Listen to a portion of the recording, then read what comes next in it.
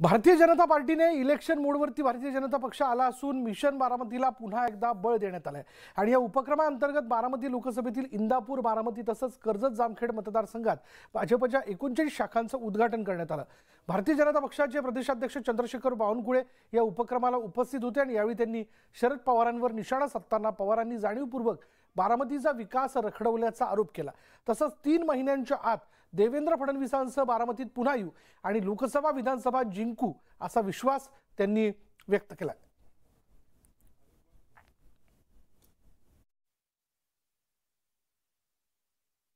मग गोपीचंदनी सांगितलं, गोपीचंदनी सारच सांगितलंय, थोडं शिल्लक राहिलाय माझ्यासाठी ते मी नक्की 152 शाखेच्या उद्घाटना दिवशी मी नक्की आपल्याला सांगेल की राष्ट्रवादी काँग्रेस म्हणजे खरं तर या महाराष्ट्राला आणि या देशाला लागलेली कीड आहे हे सांगण्याचा संपूर्ण प्रयत्न करेल आणि मी खोटं सांगणार नाही, तुम्हाला मी पडद्यावर दाखवेल। भाजप आमदार गोपीचंद पडळकर यांनी पुन्हा एकदा शरद पवारांवर जहरी टीका केली। बारामतीत पवारांबद्दल प्रचंड अस्वस्थता असल्याचा दावा करताना महाराष्ट्राला लागलेली पवार नावाची कीड काढली तरच तुम्हाला न्याय मिळणार असं पडळकर म्हणाले। पवार 4 वेळा मुख्यमंत्री झाले, त्यांना का नाही वाटलं दुष्काळी भागात पाणी द्यावंसं? हे केंद्रीय कृषी मंत्री होते, त्यांना राज्यात पैसा आणावासाच वाटला नाही अशी टीका त्यांनी केली। मी पवारांच्या विरोधात बोलतो याचा अर्थ तुम्ही नीटपणे समजून घ्या, कारण पवार नावाची कीड या महाराष्ट्राला लागलेली आहे, ती तुम्हाला मुळापासूनच काढून टाकावी लागेल तर आणि तरच तुम्हाला काहीतरी न्याय मिळेल, नाहीतर मित्रांनो ते मिळणार नाही। सातारा शहरातील गोडोली तळ्याच्या सुशोभीकरणावरून खासदार उदयनराजे आणि आमदार शिवेंद्रराजे भोसले यांच्यात आता राजकीय वाद रंगलाय। गोडोली तळ्याच्या सुशोभीकरणाच्या कामाला डीपीसी मधून निधी मिळालाय आणि याच डीपीसीला उदयनराजे कधीच उपस्थित नसतात, मात्र काम झालं की सर्व मी केलं असे ते बोलतात आणि काम झालंच नाही तर त्यात दुसऱ्यांना दोष देतात। हे राजकारण उदयनराजेंचं बोगसपणाचं राजकारण असल्याची टीका आमदार शिवेंद्रराजे भोसलेंनी केली आहे।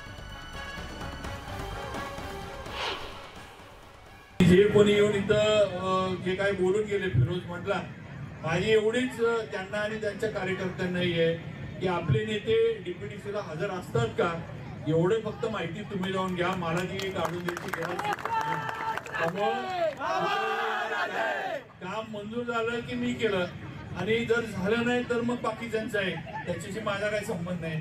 हे असलं बोगसपणाचं राजकारण आहे, हे आपण सगळ्यांनी ओळखलं पाहिजे आणि आपण ओळखता योग्य वेळेला आपण पुढे काय असेल ते निर्णय घेऊ।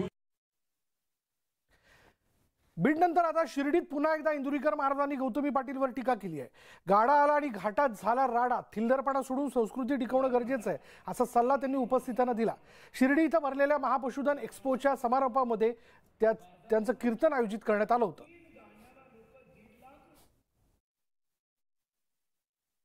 कीर्तनकारानं 5,000 रुपये जास्त मागितले तर लोक म्हणतात त्यांनी बाजार मांडला, देवाचा बाजार मांडला आणि 3 गाण्याला लोक 1.5 लाख रुपये देतात आणि शेट्या भाडून घेतात। काही होतं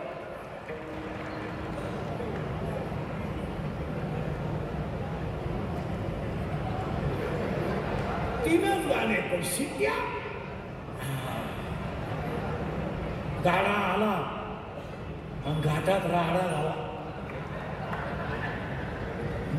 निम्या पोरांचे डोकं फोडून गाडा गेला। थोडी आपली संस्कृती टिकवणं गरजेची आहे। पुढे बातमी नाशिकमधनं।